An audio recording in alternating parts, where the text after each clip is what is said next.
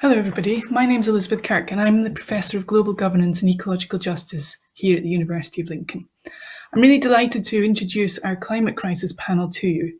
Our panel brings together 4 leading academics to highlight how research that is being undertaken at the University of Lincoln can help us to address the climate crisis. Our panel begins with the type of research one might associate with climate change. So Dr. Mark Schorch, who's a physical geographer, explains the work that he and colleagues are undertaking in relation to a particular impact of climate change. So his presentation focuses on protecting our coastlines from the effects of climate change. And then Mark explains the mechanisms through which our coastlines and the communities they inhabit are under threat from flooding, and explores and explains how a potential solution to these threats might work. He then Mark goes on to explain the work that he and colleagues are undertaking at the University of Lincoln into how best to implement this potential solution, which is better management of wetlands, and how that can be done for the greatest benefit. In the second presentation, we start to consider why it is that responses to climate change have proved inadequate so far. And in this presentation, Dr. Rico Isaacs takes us to a different discipline. He takes us to politics and explains why politics so far has not had much success really in addressing the climate crisis.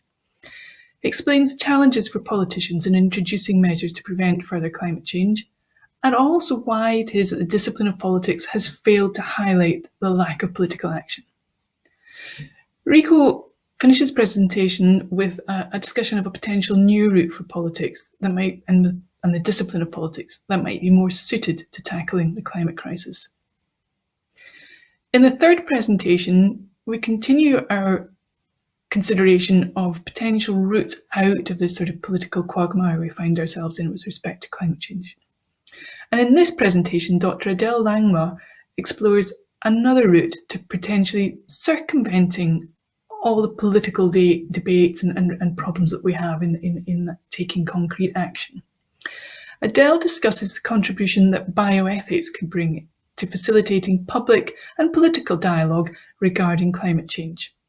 And in her presentation, Adele shows us how the types of ethical questions that we need to address if we're really going to take the measures necessary to tackle climate change.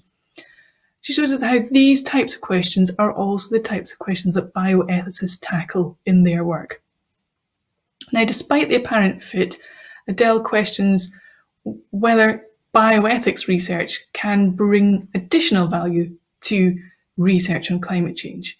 And this is an area that she highlights as necessary for further research. How is it? How can we best develop or use bioethics to support our measures or our attempts to address climate change?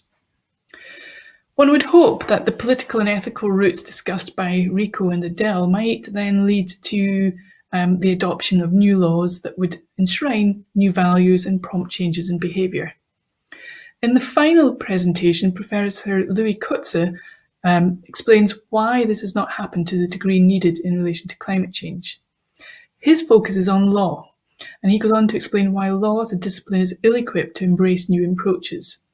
And his presentation finishes with some insights into the work he is undertaking to try to ensure that environmental law becomes fit for purpose.